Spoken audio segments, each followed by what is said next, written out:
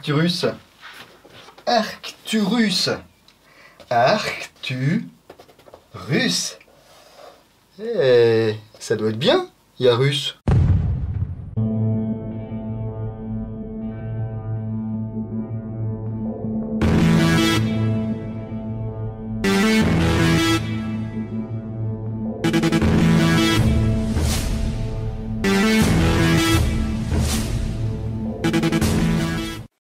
Salut à tous, bienvenue dans l'entrée. Non, ça n'est pas russe, mais ça peut être bien quand même. Il s'agit d'une réplique qui vient d'Asie, qui est distribuée par un distributeur asiatique qui s'appelle MOS Manufacture, qui distribue aussi EL en Asie, et qui propose les chargeurs D-Day qu'on connaissait avant sous la marque ATM, par exemple chez Airsoft Entrepôt. Donc on a bien une réplique d'Airsoft fabriquée en Asie. C'est une nouvelle marque Arcturus qui a été commandée du coup. Il y a 5 modèles disponibles, il me semble, dont ce modèle, le Centaur B. Je remercie chaleureusement Clément qui a commandé cette réplique chez Airsoft et Startit. Il l'a payé 252 €. Et je dois vous dire qu'après avoir démonté cette réplique, tiré un peu avec, etc., 250 €, c'est vraiment un bon deal. On va pas s'étendre sur la boîte, il s'agit d'une boîte en carton. On va retrouver le logo et le visuel Arcturus, la devise Dedicated for Collectors, mais pour les collectionneurs qui n'ont pas forcément beaucoup d'argent. On va ouvrir ça. À l'intérieur, j'aime, voilà, la fameuse mousse, vous savez, j'aime bien ça, la mousse compensée comme ça. Beaucoup de sachets de dessicants. On va en parler dans quelques instants. Hop, il y avait 3 gros sachets de dessicants en 2 pochettes avec 2 fois le même manuel d'utilisation. Voilà, alors pourquoi 2 fois je ne sais pas. Donc on apprend comment insérer la batterie, régler le hop-up et toutes les opérations habituelles. On a également une paire d'organes de visée. Voilà, type un peu Mbus ou quelque chose comme ça, en plastique. On déballera ça dans quelques minutes. Un chargeur polymère iCap. Voilà, type 762. Il peut contenir 320 billes. Et celui-ci va peut-être un peu plus vous parler si vous avez déjà commandé ce type de chargeur sur Airsoft Entrepôt. Il s'agit effectivement des anciens, enfin des ATMAG. Voilà, construits par cette usine. Et ces chargeurs, ils ont une petite particularité, c'est qu'on peut les changer de 130 à 30 billes. Donc si vous aimez jouer en reel cap, en plus avec le petit téton là-haut, vous perdez un minimum de billes. Donc c'est parfait. On va également trouver une tigette de nettoyage, enfin une tige même de nettoyage dans cette boîte. Voilà, ça c'est toujours pratique. Moi j'aime bien quand ils les mettent parce que si c'est votre première réplique, c'est quand même bien utile pour nettoyer votre canon, pour dégager une bille du bloc hop-up si c'est bloqué ou quoi que ce soit. Donc ça, c'est sympa. Bon, rien n'a bougé pendant le transport. C'est toujours le même refrain avec ces genres de boîtes de toute façon. Rien n'a bougé. Rien n'est endommagé, ça maintient tout, c'est de la belle mousse. Je vais donc pouvoir vous sortir cette réplique, le Centaur B. Hop, voilà la bête, parce qu'il s'agit bien ici d'une réplique d'arme. C'est pas un simple lanceur, comme pourrait l'être le BLE Alpha par exemple de chez ICS. Il s'agit du fusil slovène AKB-15 de la marque Arex, en 7,62 par 39. C'était un concept gun qui a été créé en 2015 il me semble. À la base on a un corps de Zastava M70 et puis eux ils ont usiné tout ce système de rails et puis mis une petite crosse style Magpul ACR pour avoir un système d'armes un petit peu plus moderne que les vieilles Zastava. Donc ici on retrouve bien la crosse type ACR. Alors voilà, c'est pas écrit Magpul dessus, il n'y a pas de licence ou quoi, donc faudrait pas dire ACR, mais bon, c'est quand même bien fait, Voilà, si c'est pas une ACR, voilà. Vous avez un petit quick detach ici pour une sangle, que vous pouvez changer de côté si vous voulez. Voilà. La plaque de couche est en caoutchouc, un petit peu incurvée, donc ça c'est confortable, Attachable ici à l'arrière si vous voulez. On va pouvoir la replier le long du corps si on veut. Alors attention parce qu'il n'y a vraiment pas de jeu sur cette réplique. Voilà. Donc il faut bien pousser sur les boutons pour actionner toutes les commandes. Voilà, il n'y a pas de verrouillage en tant que tel, mais vous avez un système à ressort, ce qui fait que votre crosse ne va pas bouger. Pour la déployer, on tire vers le haut légèrement, on vient verrouiller, il n'y a vraiment pas de jeu. Sur les côtés, vous avez 2 petits boutons qu'il faut actionner en simultané pour régler une des 6 positions de longueur de la crosse. Alors je dois vous dire qu'il y a tellement peu de jeux que voilà, c'est pas facile d'actionner et de régler la crosse. Voilà, bon ici je suis en position 2 par exemple. Voilà. Et on peut également modifier la hauteur ici de l'appui-joue. Il suffit de tirer vers l'arrière. Hop. On pousse ou on tire, on gagne à peu près, je dirais, 1 cm. Et ensuite, on reverrouille en amenant vers l'avant. Voilà. Qui a dit que les reviews c'était pas sportif? Ici vous avez également un anneau attache-sangle en acier. Donc ça devrait pas se péter ça. Hein. La poignée pistolet ici. Donc les parties plastiques sont en nylon fibré, donc c'est du solide aussi. Hein. Pas trop grosse. Et puis ici elle est un petit peu plus fine. Donc c'est assez sympa pour le maniement. Oh mon dieu, il n'y a pas de vis pour le moteur. Ne vous inquiétez pas, on verra ça dans la review complète sur l'entre le blog. J'ai désossé cette réplique de A à Z. Le receveur inférieur ici est en acier, voilà c'est du solide. Hein. Le sélecteur de tir, 3 positions, est en acier également. Ici semi, full, safe. Regardez le positionnement du sélecteur. Et puis ici on a cette fameuse pièce. Il n'y a pas longtemps je vous montrais les AK-12 de chez NPO. Et sur l'AK-12 400 vous aviez ce système. Alors c'est pas un système qui est nouveau, ça existait avant l'AK-12 hein, avec ici la possibilité d'actionner le sélecteur avec son index. La fausse culasse ici est également en acier. Et lorsqu'on la tire on a accès au réglage du hop-up. Donc ici on est sur du V3 hein, niveau gearbox. Bloc hop-up style AK. Rien de neuf. Ici une vue sur le puits de chargement. Alors ça ressemble à beaucoup de choses. Hein. LCT, VFC, ils ont repris un petit peu des trucs à droite à gauche pour caler un petit peu tout ça. Le bouton d'éjection du chargeur, c'est du classique. Hein.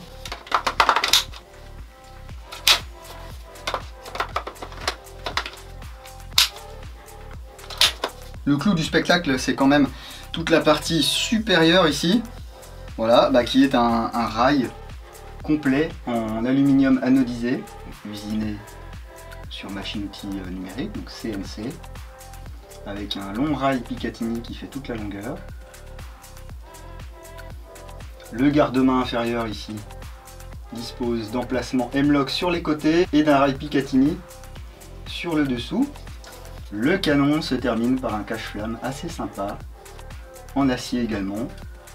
C'est du 14 mm anti-horaire, donc là vous pouvez mettre du modérateur de son, ce que vous voulez, adaptateur, tant que c'est compatible. 14 mm anti-horaire, ça passe. Beaucoup d'acier, de l'alu, très peu de plastique, hein, crosse et puis poignée pistolet sur cette réplique.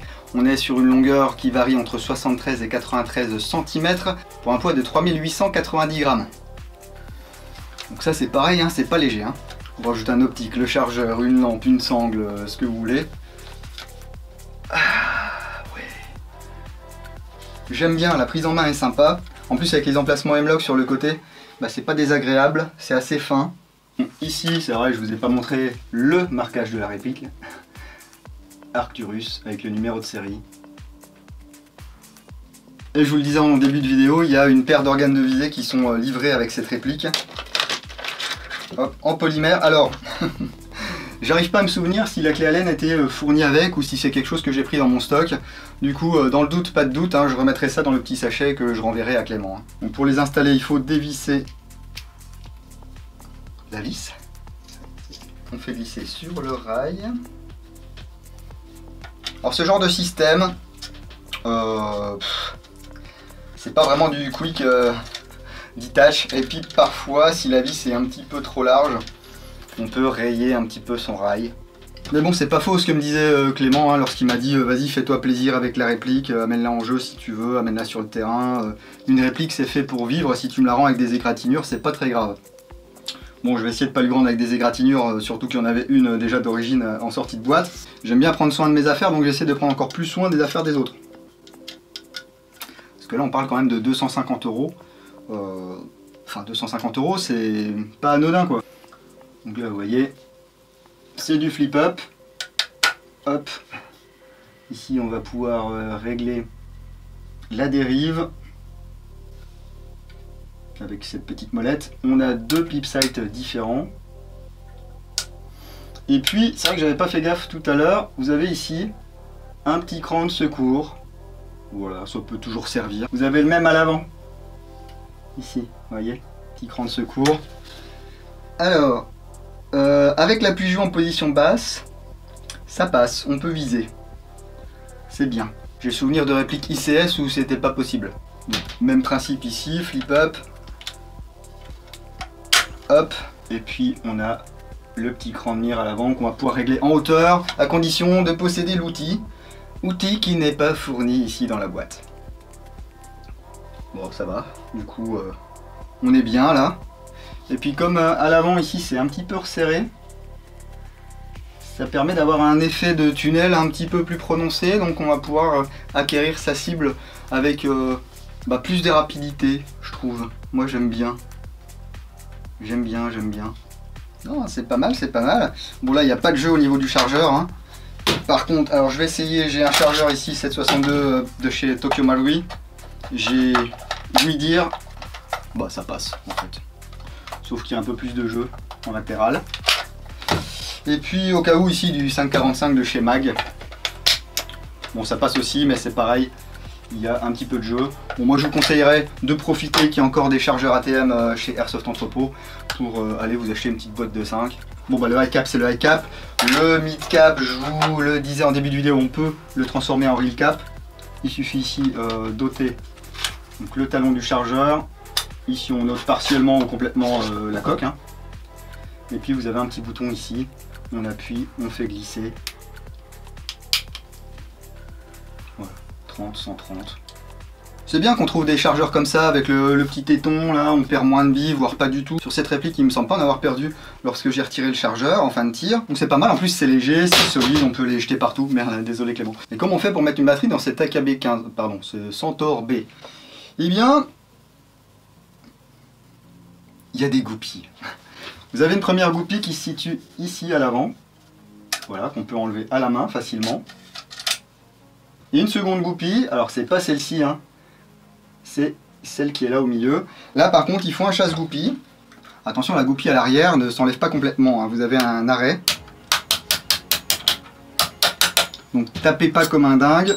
Une fois qu'elle est libre comme ceci, voilà, vous allez pouvoir séparer le upper du lower. Voilà, comme ceci. Donc ici on peut voir l'immense gaz tube. Alors ce qui peut arriver parfois c'est qu'il remonte légèrement, comme ceci. Et donc quand vous allez vouloir remonter le rail, ça va bloquer. Donc mettez-le bien en position basse. Voilà, maximum. Ici on peut voir le bloc up en métal, avec le petit L en plastique façon VFC. La gearbox avec la prise Tamiya Mini. Ici ils ont gardé le loquet classique des AK, tout simplement pour garder la tige avec leur ressort, etc. La partie supérieure est vraiment très légère, hein. Aluminium oblige. Non, c'est vraiment très bien fait. Franchement pour le prix, je suis assez bluffé par la qualité globale. Alors vous voyez des variations de couleurs, c'est tout simplement parce que la réplique était très bien graissée en sortie de boîte. Comme il y a pas mal d'acier, il y a eu un traitement sur cette réplique, etc. Mais le traitement il prend pas forcément partout. Donc vous pourrez peut-être voir ici au bout de mon doigt, il y a un léger point de rouille. Voilà. Donc graissez bien ces répliques, c'est pour ça aussi qu'il y a du dessicant. Quand ça prend le bateau, que ça reste des semaines dans le bateau. Je vous dis pas le délire si on sort les répliques des cartons et qu'elles sont complètement rouillées, hein. Donc là je vais pouvoir insérer ma batterie. Il y a de la place, hein. Je veux dire, le gaz tube est assez large. Même si vous avez encore des gros sticks, ça va passer. On remboîte tout ça, voilà. À l'avant vous avez un petit emplacement ici, donc on fait passer le rail dedans. Voilà. Il suffit ensuite de remettre la goupille à l'avant. On remboîte la goupille à l'arrière. Là je suis bien safe. Premier cran en full.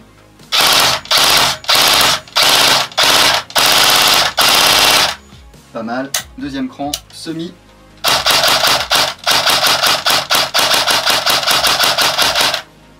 Pas mal, pas mal. Ce qu'il faut savoir, c'est qu'on a un micro switch sur cette gearbox. Ce ne sont pas des contacteurs électriques classiques.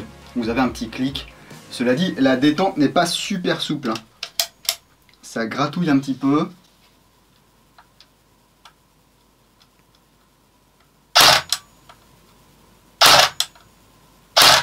C'est pas comme les mini switch de ASCU par exemple ou des choses comme ça. Et une fois que vous avez terminé de tirer, ce qui est sympathique aussi, c'est qu'ils ont rajouté ici au niveau de la détente un petit bouton.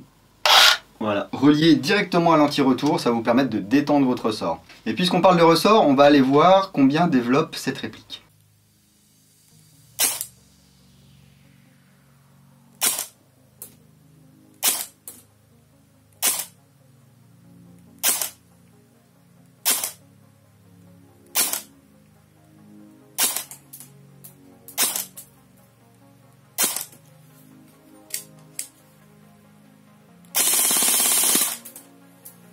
Vous voyez, c'est raisonnable, en tout cas pour ce modèle. Clément va pouvoir aller jouer quasiment partout sans se prendre la tête à changer de ressort. Mais s'il devait changer de ressort, cette Gearbox V3 renforcée a un système de changement de ressort rapide, dans le sens où il faut juste sortir la Gearbox du corps de la réplique. Ensuite, avec une pince ou un tournevis très large, vous sortez le guide de ressort, vous changez le ressort. C'est parti. Je vous parlerai un peu plus en détail de l'interne dans la review complète, parce que moi j'ai une fiche technique. Et ce que j'ai trouvé, ça correspond pas forcément à la fiche technique. Ça sera pareil pour les tests de tir, ça sera dans la review complète à venir très bientôt. Franchement, pour 250 € comme ça, je pensais pas trouver une réplique d'AKB 15, qui est déjà un concept gun. Je sais même pas si le flingue a été fait en définitive. Slovène, qui vient d'usine en Asie, qui est proposé par une nouvelle marque qui s'appelle Arcturus, qui est distribuée par Moss Manufacture. Et puis, on est dans le haut de gamme, j'ai envie de dire. On a des matériaux qui sont solides, il n'y a pas de jeu dans cette réplique. On a 2 chargeurs qui sont fournis avec, une gearbox qui tient pas trop mal la route, un canon interne en acier. En plus de ça, une vélocité à la 0,20 de moins de 350 fps. Je pense que la série Arcturus peut faire un hit. Par contre, est-ce que les modèles vous plairont? Voilà, c'est ça un petit peu la donnée cruciale. En tout cas, dites-moi ce que vous pensez de cette réplique, dites-moi ce que vous pensez de la marque en général, les designs que je vous ai présentés en début de vidéo. Est-ce que vous avez déjà craqué pour cette marque? Est-ce que vous en êtes content? Est-ce que vous avez des soucis avec? Est-ce que... voilà, il n'y a pas de limite, même si vous voyez cette vidéo que dans un an. Dites-moi tout, après un an, ma réplique, elle a pété, elle a pas pété, le SAV était bon, n'a pas été bon, etc. Au moment où je fais cette vidéo, les stocks sont un petit peu limités, mais ça va arriver, il faut le temps que ça soit produit et tout, c'est vraiment tout nouveau. Voilà, je remercie encore Clément qui m'a donné la possibilité de vous présenter cette réplique aujourd'hui, la réplique Centaur B de chez Arcturus. N'oubliez pas de lâcher le petit like si ça vous a plu, le petit pas like si ça vous a pas plu, on sait jamais. Vous pouvez retrouver toutes les news de l'antre sur la page Facebook L'Antre du Dingo, bien sûr le site www.l'antredudingo.com avec la boutique, les patchs, les occasions et tout. Je vous laisse sur un petit flyby de cette réplique. Si vous jouez ce week-end, n'oubliez pas, jouez sérieusement mais sans vous prendre au sérieux. Et puis moi je vous dis à bientôt dans l'Antre du Dingo. Bise.